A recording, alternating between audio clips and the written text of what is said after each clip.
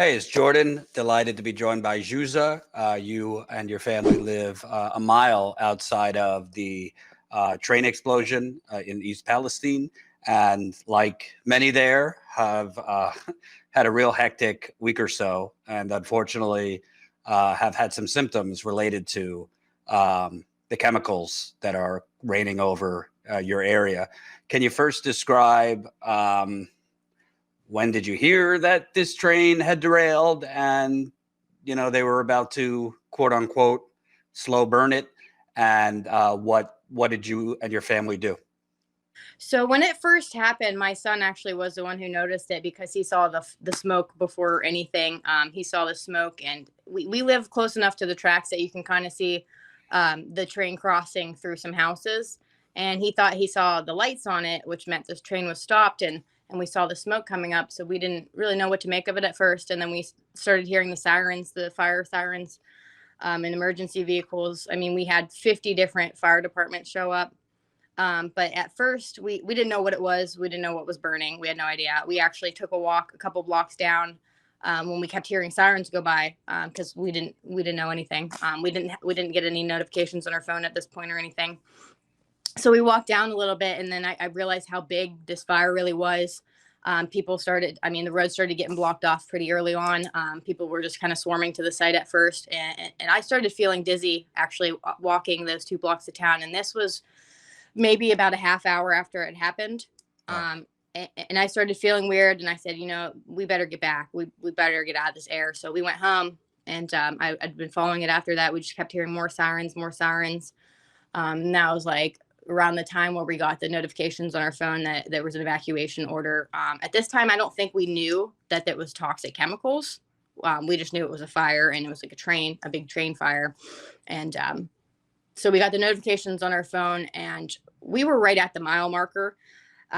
So at this point, we just so they were actually evacuating people to the school building, which was a lot closer to us than we were to the fire. So we thought we were good. I mean, we were closer to the place they were evacuating people, so we thought we were all right.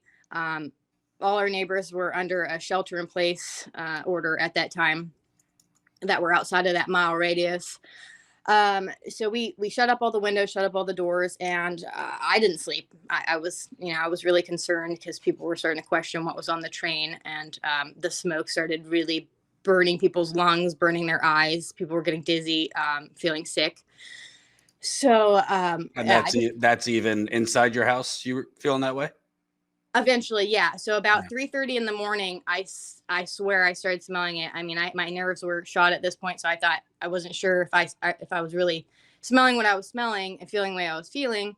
And then less than 5 to 10 minutes after I started smelling it, my son woke up out of a dead sleep, violently shaking, throwing up, totally disoriented, begging for water. And he was not sick at all. Like he just wasn't. There was no indications of a sickness before this, and it was shortly, just a few minutes after I started smelling it. So at that point, I took him and we ran out of there because I already had a bag packed just in case. And he threw up again about an hour after we got to the hotel, and he had some skin rashes.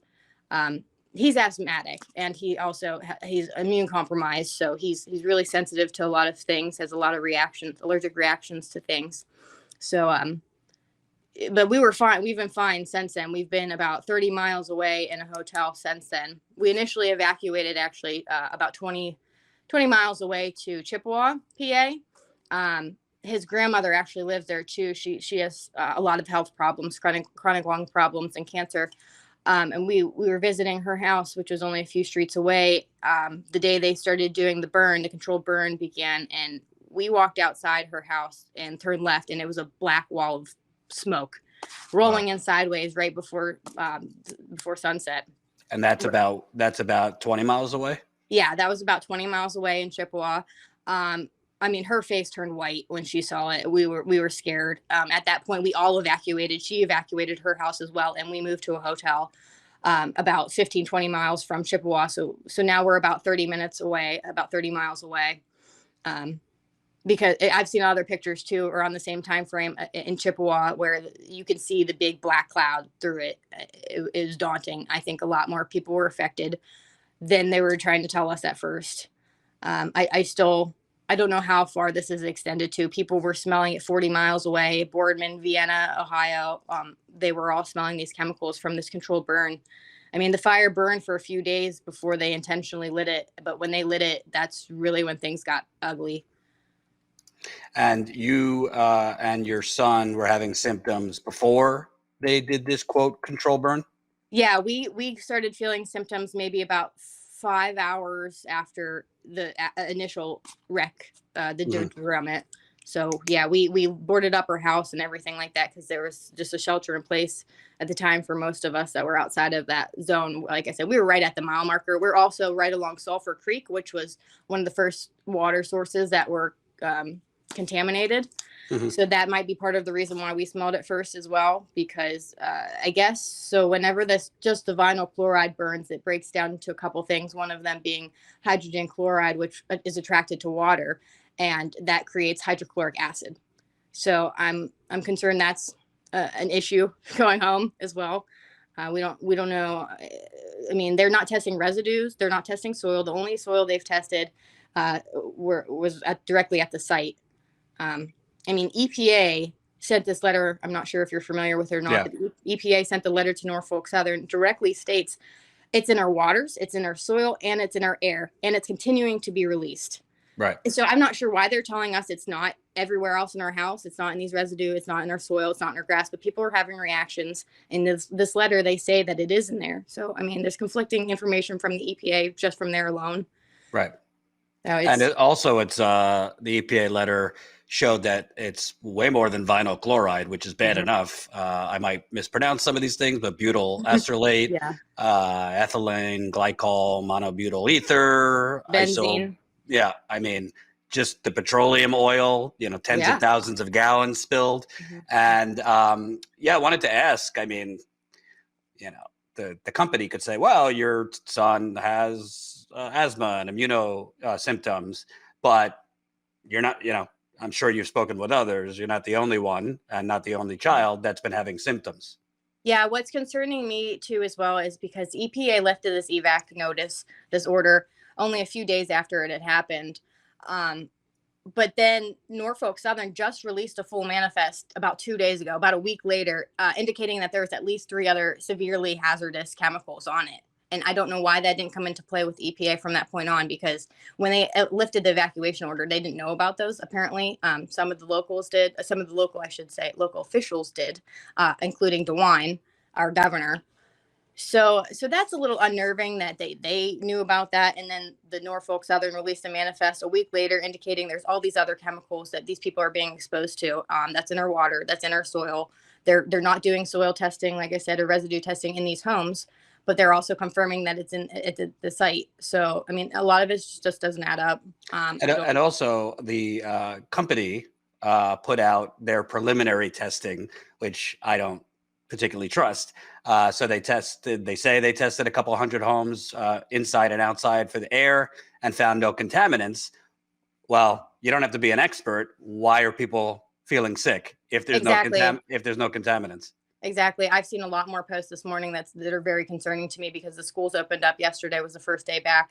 And there's kids that are developing rashes in the school while they're at school. The school's nurses are calling parents at their homes, telling them, this is going on. They're coming home with all these horrible, they look like allergic reactions. It looks really bad. These rashes people are having, these babies, it's terrible. These people that have been home for a few days are all, having these issues. Not only that, but they're also having respiratory problems. And that goes hand in hand with, if you look up the CDC MSDS sheets for these chemicals, it clearly states that, yes, you will have those reactions even at small doses. And it also, in a lot of those MSDS sheets, clearly states that they do adhere to fabrics and it does adhere to plastics. We're being told by the EPA that it does not do that and it doesn't settle. There's also a cleaning company that's not the one being paid by Norfolk Southern. It's a separate one out in North Lima, Ohio. The woman, I haven't talked to her personally, but my friend is getting treatment done on her home through them. And the woman worked there for about 20 years. She said she's extensively researched CDC guidelines for these materials just solely to help people in East Palestine. And her information that she's received from the CDC is conflicting with what the toxicologists are saying, that Norfolk has hired the toxicologist. It's CTEH, Center for toxicology and environmental health. They're the ones also doing the air quality readings. But yeah, it's conflicting information because they're telling everybody that it's not on any residue, it's not on your grass, it's not anything like this. But if you look directly from the CDC, it can. So I feel like we're being misled. Absolutely. And also, I mean, common sense, people complain about the police investigating themselves.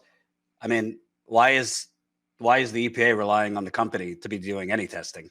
I mean, I'm not sure why Norfolk was given the narrative from starting. I mean, they're the ones who contracted this cleaning company who literally only deodorize and sanitize hazardous chemicals. Like, have we all passed 8th grade chemistry or not? Because I mean, I don't see what their qualifications are to handle something like this. This shit just doesn't happen in these quantities. So they don't really have any big experience with these hazardous chemicals. I don't think deodorizing and sanitizing something that's not even biological is practical.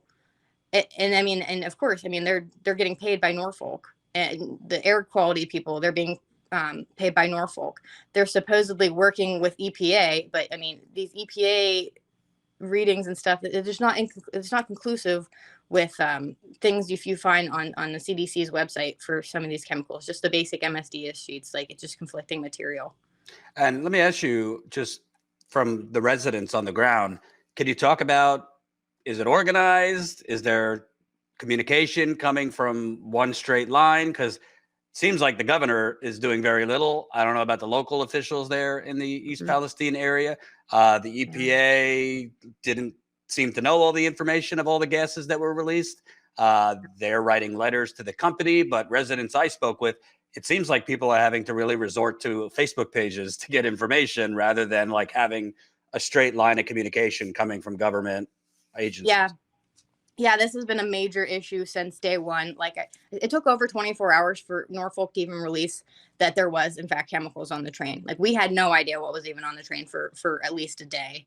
And then, like I said earlier, it took about a week before we got a full manifest, if that's even the full manifest. So, like, the city officials, they could only do so much at first. They were absolutely not prepared for this, but how could they? Yeah, I don't think this should have been in Norfolk's hand from the get-go. I don't really trust EPA's readings at the time.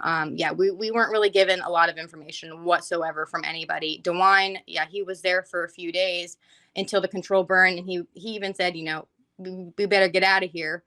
Once they did that control burn, things just went to shit, and he just ghosted us. I mean, we are completely on our own. It's crazy. It's really unbelievable, especially since they said a few days ago the Ohio River had been in fact contaminated. The fish kills are spreading to Columbiana and Mahoning counties. The hazmat team was seen in East Liverpool, Ohio yesterday morning. That's about 20 miles away. They were seen scooping up dead fish in Beaver Creeks and also down by the wharf by the river in East Liverpool. So for them to just try to keep this containment secret when that Ohio River provides drinking water for approximately 5 million people, there was like a whole, somebody got a picture in an airplane going over East Palestine the day of the control burn, breaking through the clouds. We don't know how big this is really extending to. The Ohio River Basin, it's like a third of our country. If you look at some of these maps, it's really concerning. They're testing okay in the city water is being tested okay right now. However, ask anybody that knows about groundwater or wells and things like this. It can take years for that to show up through there. So I don't really expect to see any bad tests from the city water for a few years now.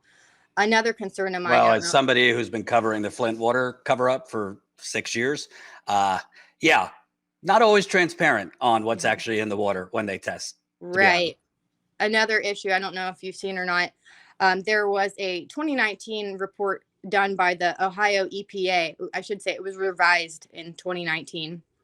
I haven't had a lot of time to research this further myself. I don't know if there is any newer reports from the village, but it was an Ohio EPA report to the village of East Palestine, basically saying their water system infrastructure was insufficient to withstand any kind of contaminants like this, including a chemical spill. There's several reasons. One of them being the wells were incredibly too shallow. Some of these wells were 30 feet deep. There's nothing over top of them. There's a couple other reasons too. I'd have to bring up the report again. I don't believe that any of those issues have been fixed by the city since then. I haven't got any responses from the city officials from my messages that I've left. Hopefully at this town meeting on Wednesday, I can get some answers about that. I don't really feel like they're going to be transparent. I've also heard that they received $220,000 for their fire department to replace things, the trucks or equipment, the breathing apparatuses that were damaged. So far, our city has said nothing about that. I mean, even if they were to provide that money to residents, that is literally about $40-some per person. Right. So that's just a slap in the face, really. And the company offered a $25,000 donation to the residents, which amounts to $5. Yeah, and that was actually given to the Red Cross, so we haven't even seen that money. That $5, we haven't even seen that. You mentioned that Governor DeWine was in town, but after the controlled burn, he left. It seems like the messaging from him has been everybody could return, everything's fine. Where is he, and what do you say about his leadership? I'm really surprised because at first I was also surprised, pleasantly surprised that he did react. I mean, it took a few days for him to seem to catch on, but I was surprised that he even personally made a trip out there. I mean, he was in the school talking. He did several press releases in the school talking about it until they did that control burn, and it's literally been, maybe I'm missing it, maybe I don't see it, but I have not heard a single thing from him since then. They just kind of seem to be saying, oh, the EPA says it's safe. Well, I don't think it's safe when people are having these skin reactions. I don't think it's safe that people go home for 30 minutes, as of this morning, 30 minutes in and out, having breathing problems, having burning feeling in their eyes and their lungs, looking like they got a bad case of sunburn driving through town. Like that's concerning. That feels like a chemical allergic reaction. I mean, I'm no chemist, I'm no doctor, but I mean, common sense tells you there's something wrong. And that's this morning. People are coming home and experiencing that. Yeah. And also the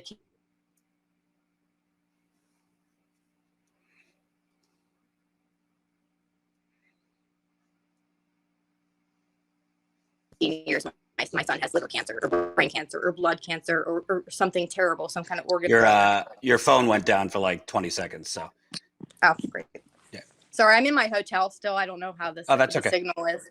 But yeah, the kids are getting calls to their parents from the school's nurses saying that they're breaking out with rashes in the building. I mean, I talked to the school's principal and I talked to the superintendent. They're working with attorneys right now to try to figure out how to set up an online blended learning like they did with COVID, because right now, by law, they don't have that opportunity yet. It would have to literally go through the Senate to get something like that set up, unless they declare it like emergency, like how they did for COVID. So I'm hoping we have some progress. I'm supposed to get a call back from either the superintendent or the principal of the elementary school tomorrow.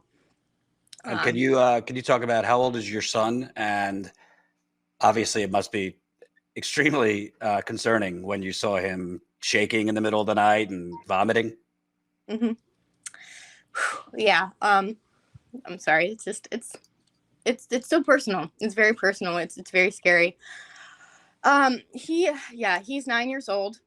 He's in the 3rd grade.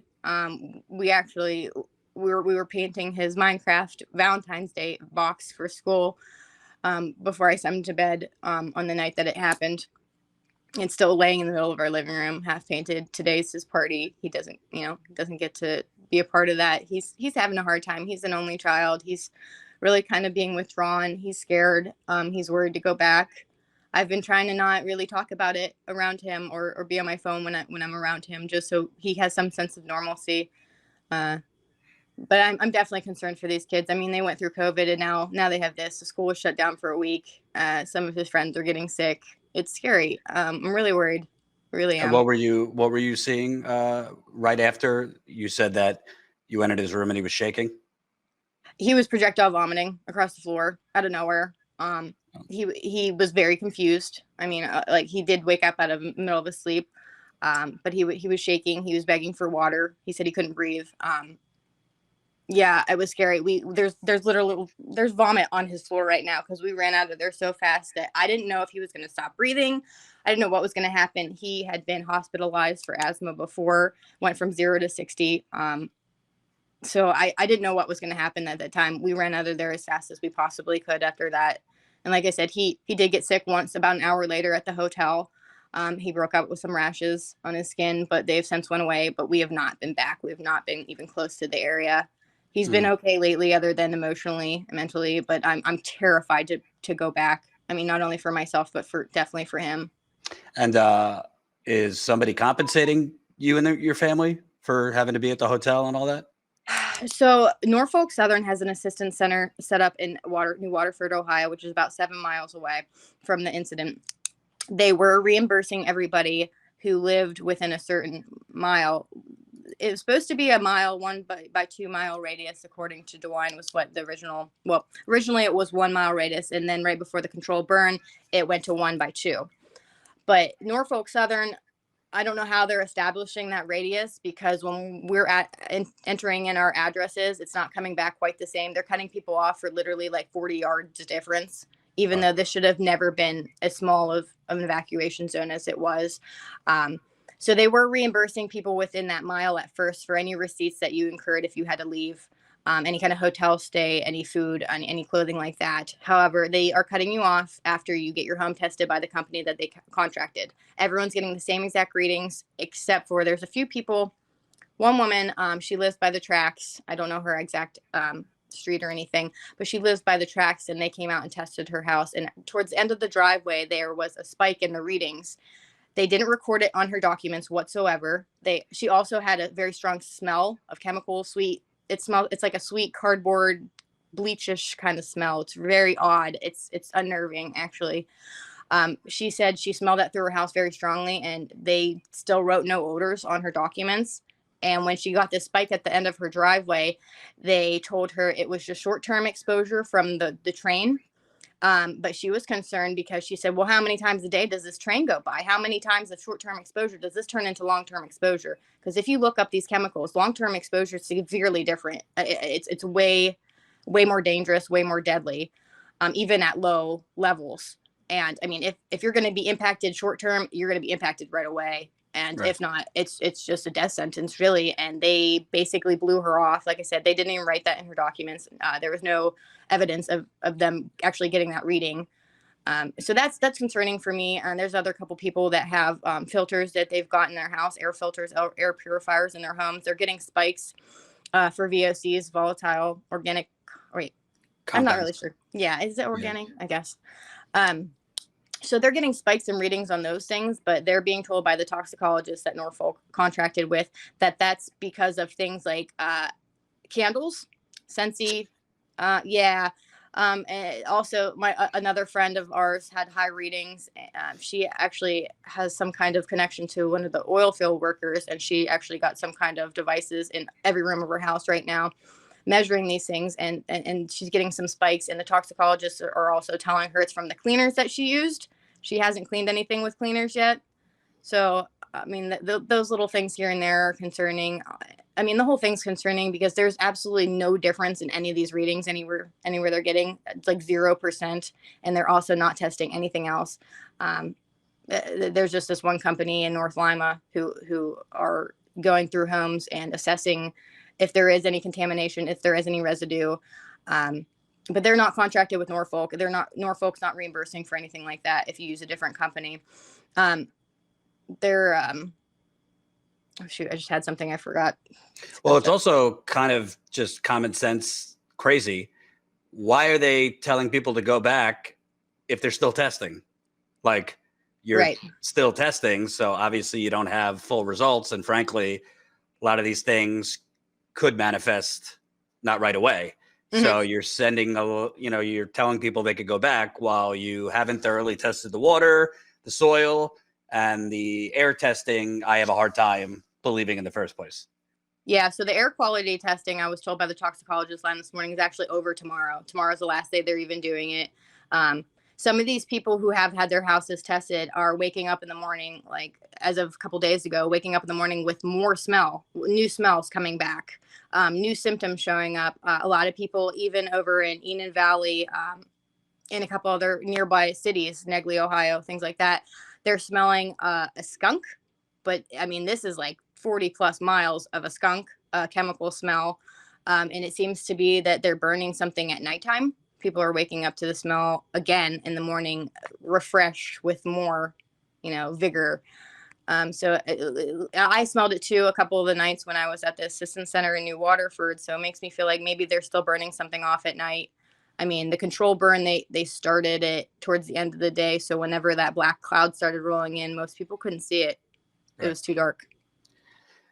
Last question. You're just a citizen trying to protect your family, but do you trust kind of what you're being told? Do you trust that they're actually going to try and test for the full scope of chemicals, or just kind of like many other, environmental calamities, tell you it's not as bad as you think and sweep it under the rug? I definitely think they're trying to sweep it under the rug, especially with regards to the Ohio River. I think they want to keep it as small and quiet as they can right now. So the EPA were the ones who lifted the evacuation order just a few days after this actually happened. The train, so Norfolk Southern was losing potentially billions of dollars, maybe even by the hour. We don't really know the significance of the money that they were losing with those train tracks being closed down. By law, they're not allowed to travel through an emergency evacuation zone. So within an hour after the evacuation order was lifted, trains were rolling through. There was a lot of talk before that happened that people were going to be upset if they saw trains going through before we were allowed back home. Well, I mean, less than an hour later, the trains were running back through, and then everything's just perfectly safe to go back to. Even though we have this letter directly from the EPA to Norfolk saying, it's still in the air, it's still in the soil, and it's continuing to be released. Not to mention the fish kills in the Ohio River and everything else. I mean, I definitely don't feel like they're being honest with us, especially when we can do our own research with the CDC and see that some of these things that they're saying, like about the plastics, about the linen, is not true. And actually, there was a representative in Norfolk Southern. One of the days was actually telling people, throw away your plastics, throw away your linen, like your Tupperware and stuff. And then we had called back the next day and they said, that's not true.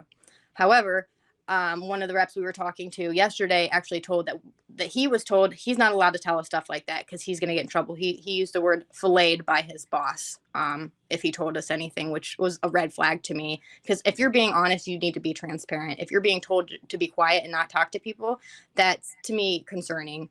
I feel like the EPA has some kind of, I don't know what the connection is here. But I do know they were responsible for lifting the evacuation order and telling people it's safe. And Norfolk was losing a lot of money. I mean, they spent billions lobbying against safety features to prevent exactly this. So I believe that they would have every intention to do this. Unfortunately, the EPA has a long track record of protecting industry, and that being a major priority. One more. I assume the local media is covering this, but I haven't seen that much from national media. I mean, I have CNN, MSNBC. There's a couple articles here and there in digital, online websites. But you would think kind of a chemical rain shower would be kind of leading the news. Yeah. Do you think the national media is doing its job here? I don't. I think we are gaining a little bit of momentum. I know last night Tucker Carlson he did do a bit about it last night on Fox News. Sean Hannity apparently did too. Glenn Beck was talking about it this morning. I think they're blaming Biden, a lot of this on Biden. I really am concerned about the EPA not being honest with people too. I plan on going to the town meeting with maybe some MSDS sheets so people can see it ahead of time. And then also, if you look in some of the CDC's websites, they don't have a lot of data on things like vinyl chloride reactions in children because most of their data is from workers in PVC pipe places. Mm-hmm. So we don't really know what we're dealing with here, even on a federal scale. We really don't. We don't have any guidebooks to follow. For them to barely test and say everything's fine, people are having reactions, but it's still fine. Evacuation order was lifted. Several days later, there's 3 more chemicals that they're releasing. Oh, by the way, I don't know. It just doesn't add up. I don't feel like it's safe. I'm scared to go home. I really feel like there's way more to this, and I think a lot more people are going to be affected via the Ohio River. Yeah. Absolutely. Sorry for what you're going through. Thank you for telling us, because a lot of people don't know because they're not getting much information from the media other than the media kind of regurgitating what the EPA and the companies say. So I have friends in Columbiana County, which is the same county that this happened, and they have no idea it's even going on other than me. And Right. it's really shocking. There's videos people posting of testing their own garden water and things like that. It's being deleted within hours off of TikTok, off of Reddit, off of Facebook, very, very quickly. Trying to screenshot as much as possible. We just really don't know where this is going to go next. And by the way, you're talking about the evacuation zone and them trying to, you know, kind of narrow it. Mm-hmm. There's videos and pictures of people having soot on their cars 50 miles away. Yeah. I mean, God knows how far and wide, both in Ohio and Pennsylvania, this is going to affect. So it's really could become a real long-lasting, for decades, ecological disaster. Yeah, I actually kind of was getting into an argument down in Norfolk because they're trying to, I mean, they really are saying this stuff's going to stop at your neighbor's house just because you have a street sign there. Like, that hazardous chemicals don't know boundaries. They don't know state lines. They don't know city lines.